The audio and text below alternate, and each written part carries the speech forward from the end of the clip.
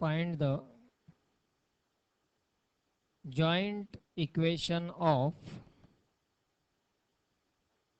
pair of lines pair of lines pair of lines given by given by 2x plus y equal to 0 and 3x minus 5y equal to 0. 2x plus y equal to 0 and 3x minus 5y equal to 0. So these are given equations of lines, and we have to find combined equation or joint equation of these lines. दोन लाईन्सचं combined equation u आणि v या जर दोन लाईन्स असतील त्यांच्या combined इक्वेशनचा locus u into v equal to 0 असतो. दोन लाईन्सचे आपला सेपरेट इक्वेशन दिले, त्यांचं कंबाइंड इक्वेशन म्हणजेच त्या दोन इक्वेशन्सचा product equal to 0. Therefore joint equation of these lines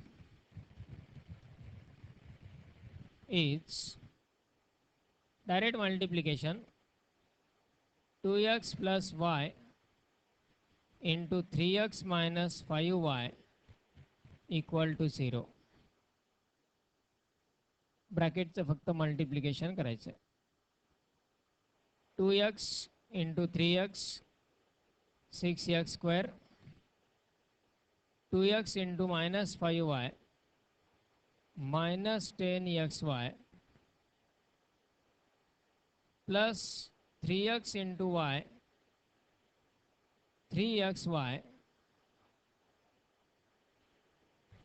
plus y into minus 5y minus 5y square equal to 0. Therefore 6x square minus 10 plus 3 म्हणजे minus 7xy minus 5y square equal to 0. बघा equation ax square plus 2xy plus by square या स्वरूपात आलं. Is required joint or combined equation.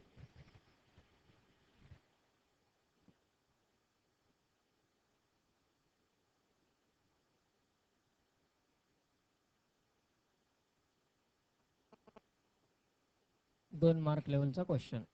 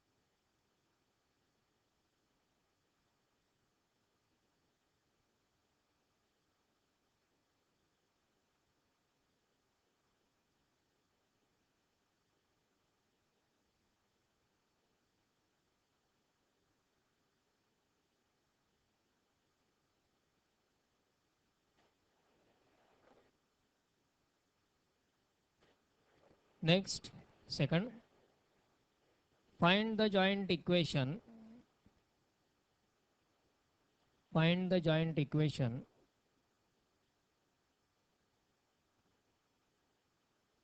of the lines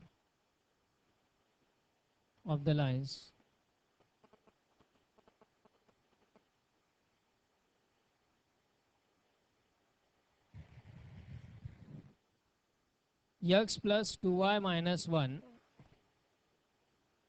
x plus 2y minus 1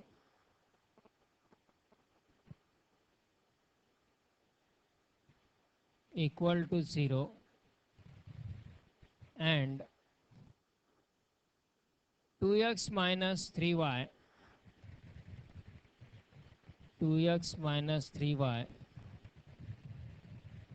plus 2 equal to 0.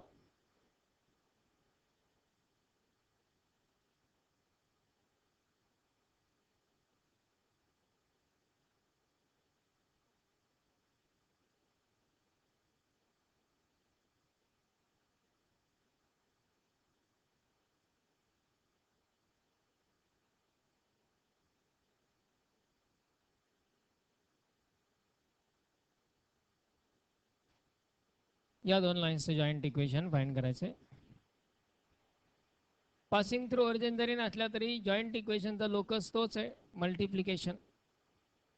x plus 2y minus 1 into 2x minus 3y plus 2 equal to 0. Directly multiply the brackets. पहिल्यांदा x ने multiply केलं प्रत्येक टर्मला. x into 2x is 2x square, x into minus 3y minus 3xy, आणि x into 2 म्हणजेच 2x. त्यानंतर 2y ने multiply केलं प्रत्येकाला. 2y into 2x plus 4xy, 2y into minus 3y minus 6y square, आणि 2y into 2 plus 4y. नंतर -1 ने multiply केला प्रत्येकाला. -1 into 2x म्हणजे minus 2x, -1 into minus 3y म्हणजे plus 3y, आणि -1 into 2 म्हणजेच minus 2 equal to 0.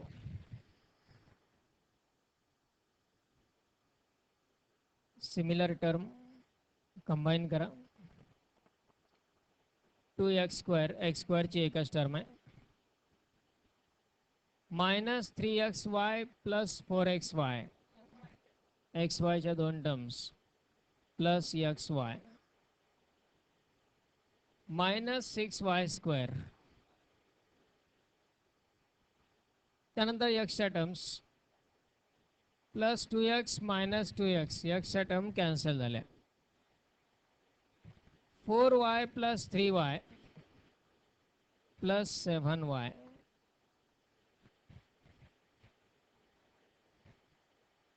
आणि constant term -2 equal to 0.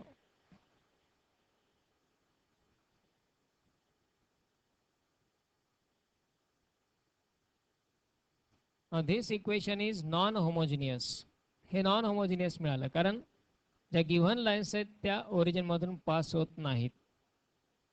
Given lines origin मधून पास होतात किंवा नाही हे कसं आयडेंटिफाय करणार? Constant term.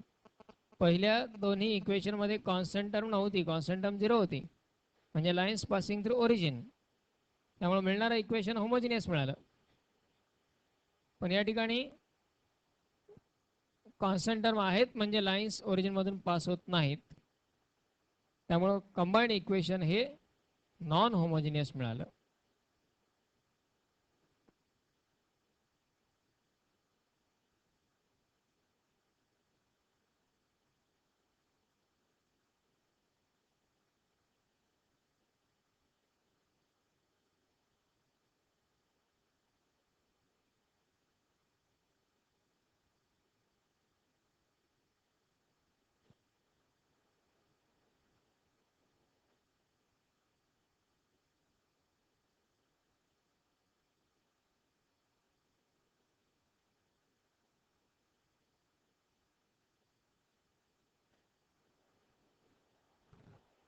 Next one, find the joint equation of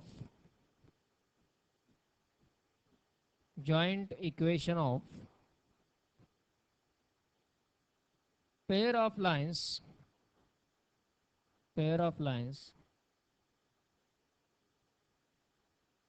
passing through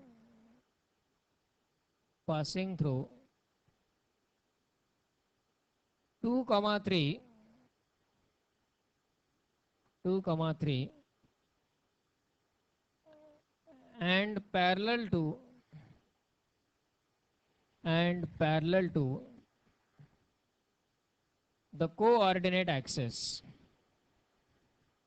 Parallel to the coordinate axis. म्हणजे त्यामध्ये आपल्याला ज्या दोन लाईन्सचं कंबाईंड इक्वेशन फाइंड करायचं आहे त्यांचे सेपरेट इक्वेशन्स डायरेक्टली दिलेले नाहीत. पहिल्या दोन्ही एक्झाम्पलमध्ये डायरेक्ट इक्वेशन दिले होते, त्यांना आपण कंबाईन केलं. आता या ठिकाणी कंबाईन इक्वेशन फाइंड करायचं आहे दोन लाईन्सचं, पण त्या दोन लाईन्सचे इक्वेशन दिलेले नाहीत. त्याची कंडिशन दिली आहे. काय कंडिशन सांगितली आहे? Lines passing through the point 2, 3 and parallel to coordinate axis. Coordinate access म्हणजे एक्स ॲक्सिस आणि वाय ॲक्सिस. मग त्यामध्ये आधी त्या लाईन्सचे सेपरेट इक्वेशन्स तयार करावे लागतील. Equation of line passing through the point 2, 3 and parallel to x axis is काय असेल y इक्वल टू काय 3. y इक्वल टू 0 तर x ॲक्सिसचं इक्वेशन असतं, पण लाईन आहे x ॲक्सिसला पॅरलल. x ॲक्सिसला पॅरलल लाईनचं equation y equal to constant. मग तो कॉन्स्टंट काय घ्यायचा? ज्या पॉईंटमधून ती लाईन पास होते त्याचा y coordinate. Means line is parallel to x axis and passes through 2, 3. Its equation is y equal to 3. That is त्याला आपण y - 3 इक्वल टू 0 असं लिहू शकतो. हे एका लाईनचं इक्वेशन झालं x ॲक्सिसला पॅरलल असलेल्या. Similarly equation of line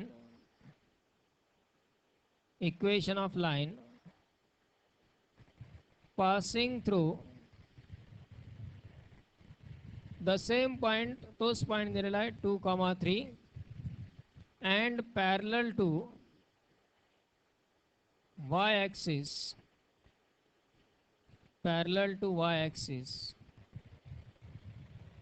is काय येईल? x इक्वल टू कॉन्स्टंट म्हणजे x equal to 2. That is x - 2 equal to 0. Equation second.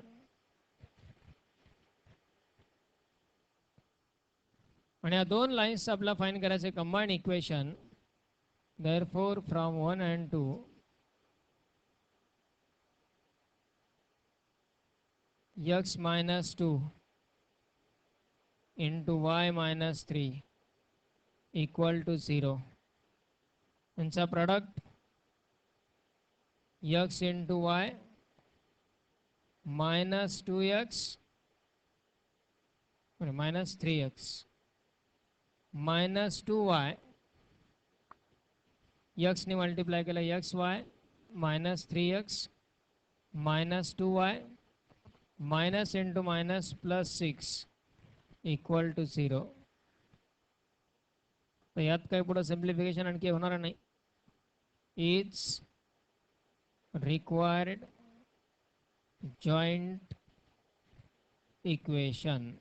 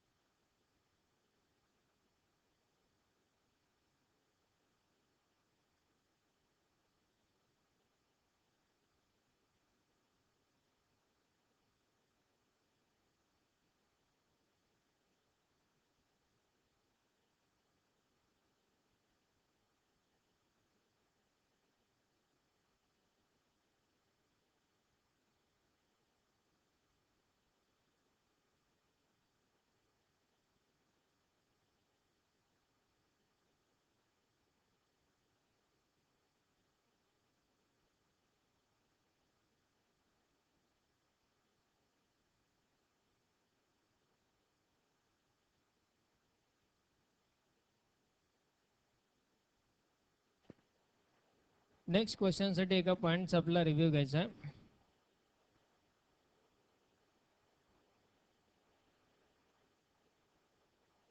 समजा एखाद्या लाईनचं इक्वेशन आपल्याला दिलेलं आहे या फॉर्ममध्ये ax plus by plus c equal to 0,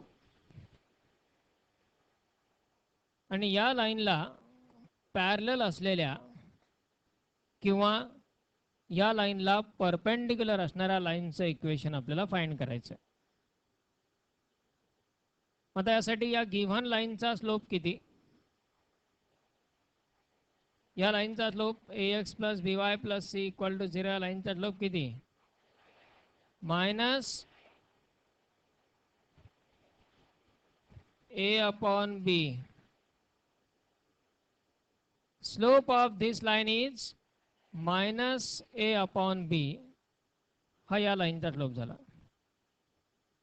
G line याला पॅरलल आहे त्या लाईनचा स्लोप काय असेल, मायनस ए अपॉन बीच असेल, कारण दोन लाईन जर पॅरलल असतील तर त्यांचे स्लोप इक्वल असतात. मग जर त्याही लाईनचा स्लोप मायनस ए अपॉन बीच असेल तर याचा अर्थ त्याही लाईनच्या इक्वेशनमध्ये एक्सचा कोएफिशियंट एच असेल आणि वायचा कोएफिशियंट बी, म्हणजे वेगळं काय असेल, फक्त कॉन्स्टंट वेगळा असेल. म्हणजेच ax plus by plus k equal to 0 will be the equation of line parallel to given line. हे आपण डायरेक्ट लिहू शकतो. युजली आपल्याला काय करावं लागेल, आधी दिलेल्या लाईनचा स्लोप फाइंड करायचा, त्या स्लोपवरून त्याला पॅरलल लाईनचा स्लोप तोच राहणार, आणि पुन्हा स्लोप पॉईंट वगैरे जो काही फॉर्म दिलेला आहे क्वेश्चनमध्ये तो यूज करून आपल्याला इक्वेशन तयार करावं लागेल. त्याऐवजी दिलेल्या लाईनला पॅरलल लाईनचं इक्वेशन जर विचारलं तर स्लोपमध्ये काही बदल होतच नाही. त्यामुळं ax आणि byच्या टर्म ॲज इट इज राहतात, फक्त कॉन्स्टंट चेंज करायचा, कॉन्स्टंट बदलायचा आणि आपला रिक्वायर्ड इक्वेशन मिळून जाईल. हा कॉन्स्टंट k जो आहे तो कसा फाइंड करायचा, जी रिक्वायर्ड लाईन आहे ती लाईन कुठल्या पॉईंटमधून पास होते हे दिलेलं असतं, ज्याचा यूज करून आपण स्लोप पॉईंट फॉर्म वापरून इक्वेशन फाइंड करू शकतो. पण त्याऐवजी ती लाईन ज्या पॉईंटमधून पास होते तो पॉईंट जर दिलेला असेल तर तो पॉईंट हे इक्वेशन सॅटिस्फाय करणार. मग तो पॉईंट त्या इक्वेशनमध्ये सबस्टिट्यूट करायचा आणि के ची व्हॅल्यू फाइंड करायची. म्हणजे दिलेल्या लाईनला पॅरलल लाईनचं आपण डायरेक्ट असं इक्वेशन तयार करू शकतो.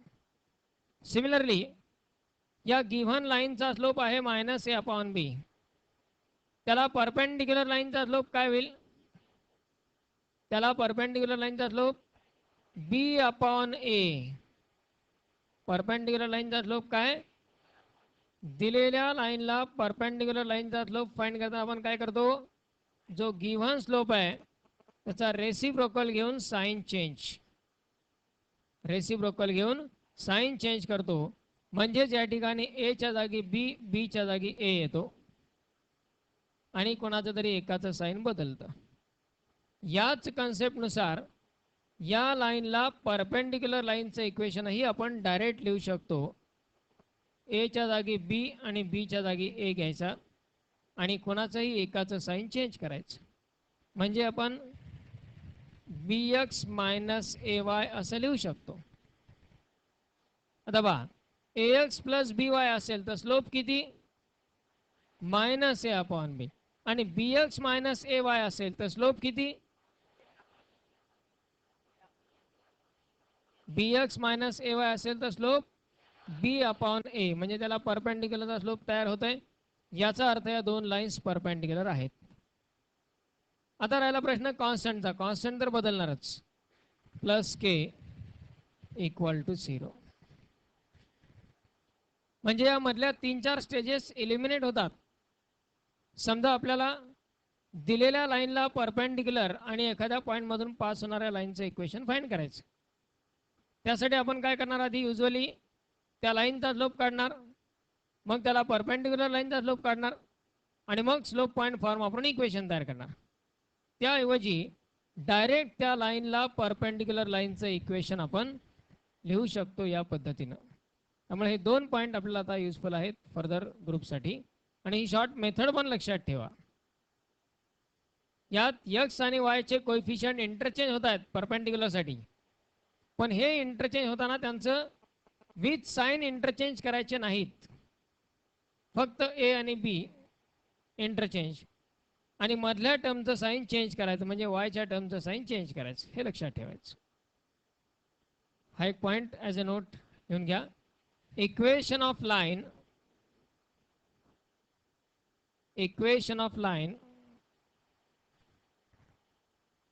parallel to equation of line parallel to ax plus by plus c equal to 0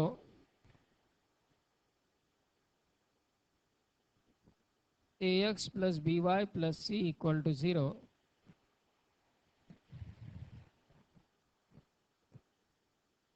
is given by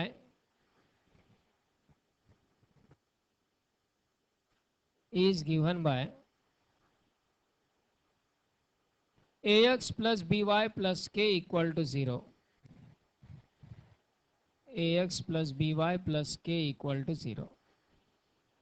म्हणजे पॅरलल असेल तर फक्त कॉन्स्टंट बदलायचं, बाकी काही चेंज नाही.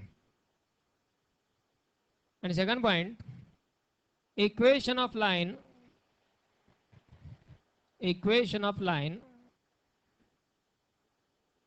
perpendicular to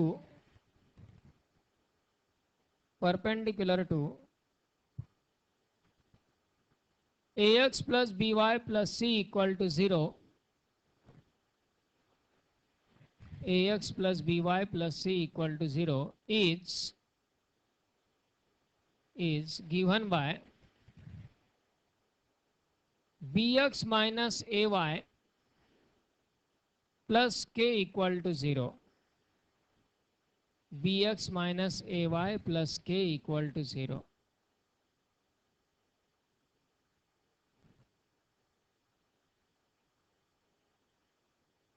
क्या क्वेश्चन में find the joint equation of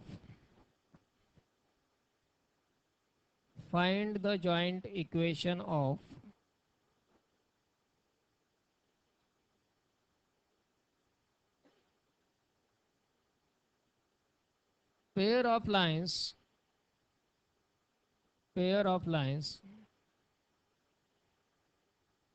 passing through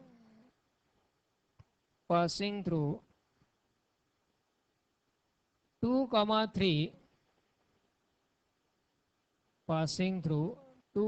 3 and perpendicular to the lines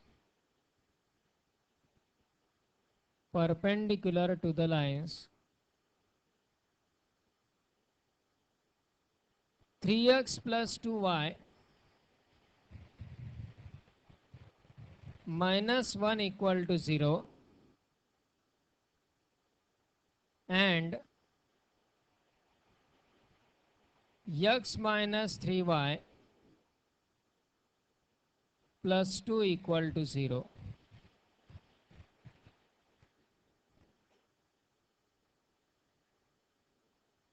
आता पहा केअरफुली क्वेश्चन कसा आहे तो. 2 लाईनचं इक्वेशन आपल्याला दिलेलं आहे. यांचं कंबाइंड इक्वेशन आपल्याला फाइंड करायचं नाहीये. या 2 लाईन्सला परपेंडिक्युलर असणाऱ्या दुसऱ्या 2 लाईन्स आहेत ज्या की 2, 3 मधून पास होतात. त्या 2 लाईन्सचं आपल्याला कंबाइंड इक्वेशन फाइंड करायचं. आता आधी काय करायला लागेल, या 2 लाईन्स वरून त्या 2 लाईन्सचे सेपरेट इक्वेशन आधी फाइंड करावे लागतील आणि मग ते 2 सेपरेट इक्वेशन कंबाइन करायचे. गिव्हन इक्वेशन आपल्याला दिलेले आहेत 2 लाईन्सचे. या 2 लाईन्सला 2 लाईन्स परपेंडिक्युलर आहेत. त्या परपेंडिक्युलर लाईन्सचं आपल्याला कंबाइंड इक्वेशन फाइंड करायचं. So first of all, given equations of lines are त्यांना आपण इक्वेशन 1 आणि 2 गृहीत धरू. माझे आता पहिल्यांदा फर्स्ट लाईन 3x + 2y - 1 = 0 याला परपेंडिक्युलर लाईनचं equation, direct equation of line perpendicular to line in equation 1 is काय होईल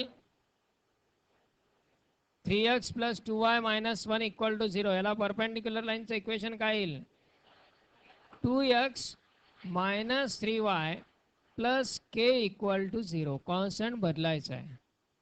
x आणि y चे कोएफिशियंट इंटरचेंज, मधल्या टर्मचं साइन चेंज, म्हणजे 2x - 3y आणि प्लस कॉन्स्टंट k बदलणार आहे = 0. हे इक्वेशन 1 मधल्या लाईनचं परपेंडिक्युलर असणाऱ्या लाईनचं इक्वेशन लिहिलं आपण. आता यात k ची व्हॅल्यू फाइंड करायची आहे. मग ही k ची व्हॅल्यू कशी फाइंड करायची, ही लाईन ज्या पॉइंट मधून पास होते तो पॉइंट आपला दिलेला आहे. दिस line passes through which point 2, 3. This line passes through 2, 3. Therefore 2, 3 he value यामध्ये सबस्टिट्यूट करा. 2 × x च्या जागी 2 लिहिला, -3 × y च्या जागी परत 3 plus k = 0.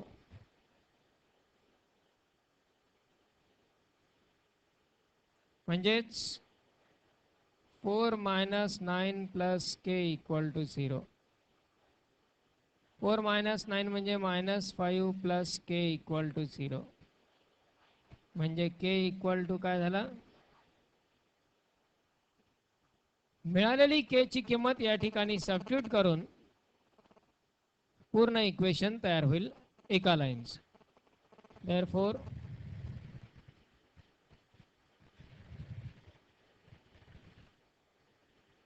Equation of line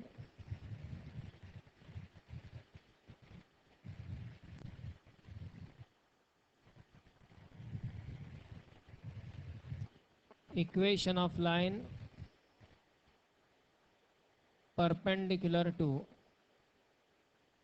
line in equation 1 is काय इक्वेशन 2x - 3y + 5 = 0 याला आपण इक्वेशन 3 नाव देऊ.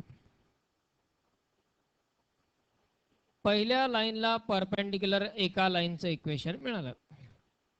सेम प्रोसिजर करायची आता दुसऱ्या लाईनसाठी. इक्वेशन 2 मधल्या लाईनला परपेंडिक्युलर लाईनचं इक्वेशन आपल्याला फाइंड करायचं. आता equation of line perpendicular to line in equation 2 is काय होईल, x चा कोएफिशियंट 1 आहे, y चा 3. आता 3 आणि 1 इंटरचेंज 3x आणि मधला साइन चेंज केला, मायनसचा प्लस होईल 3x + y + k = पण याच्यासाठी k वेगळा असेल. तीच k ची किंमत 5 नाही इथे टाकून द्यायची आहे. इथे इक्वेशन बदललंय त्यामुळे k ची व्हॅल्यू बदलणार. This line passes through same point 2, 3. Therefore point substitute करा या इक्वेशन मध्ये. 3 × 2 प्लस y ची किंमत 3 प्लस k = 0. 3 × 2 म्हणजे 6, 6 + 3 म्हणजे 9, म्हणजे k = काय आला -9. and therefore 3x plus y minus 9 equal to 0. Equation 4 is equation of line perpendicular to line in equation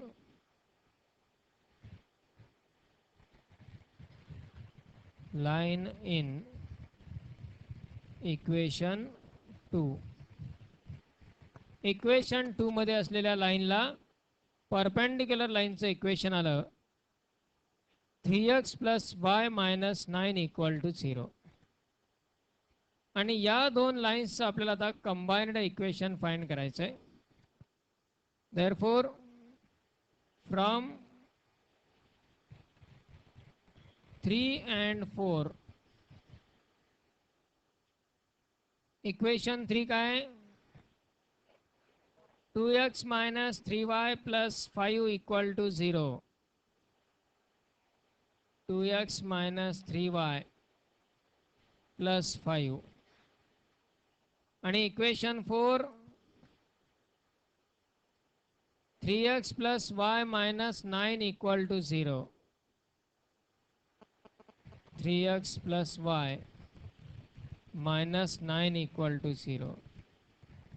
brackets multiply करा आणि कंबाईन इक्वेशन तयार होईल.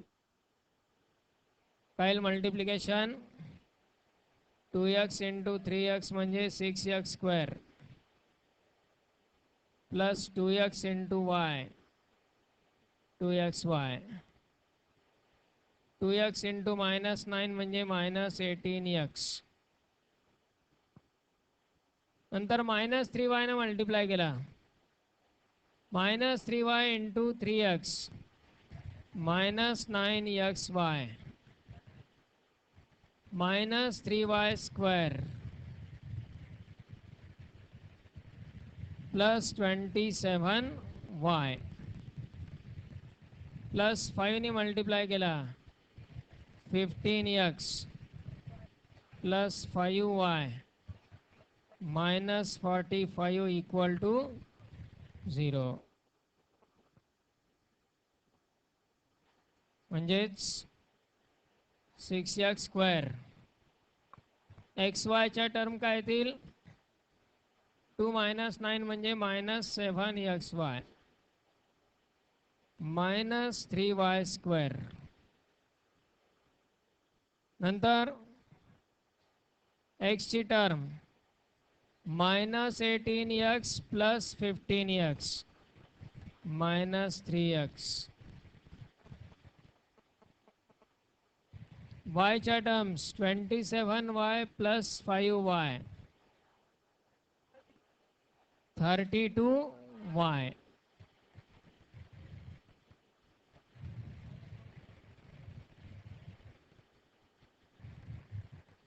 आणि minus 45 equal to 0 is required joint equation.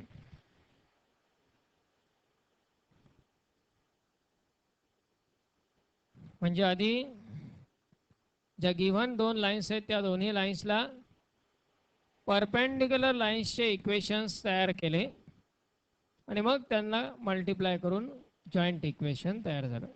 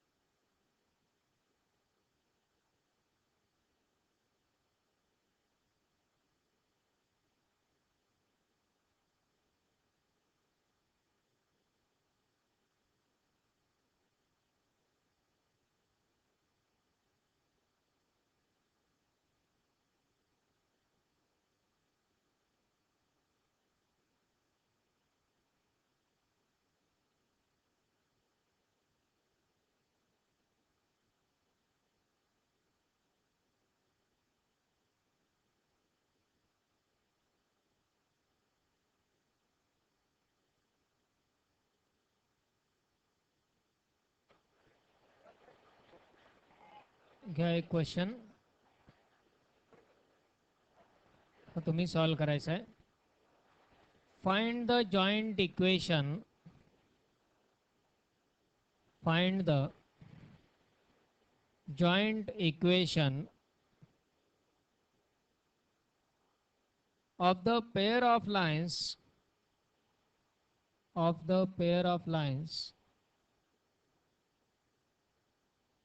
passing through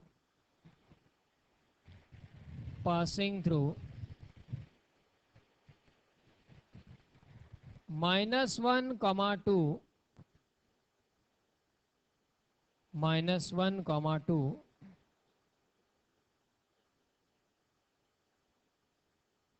1 is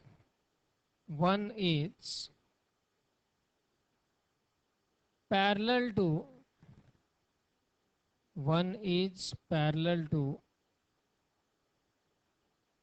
x plus 3y minus 1, x plus 3y minus 1 equal to 0, and other is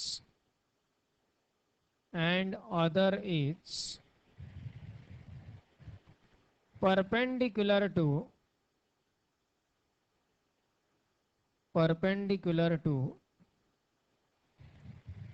2x minus 3y minus 1 equal to 0.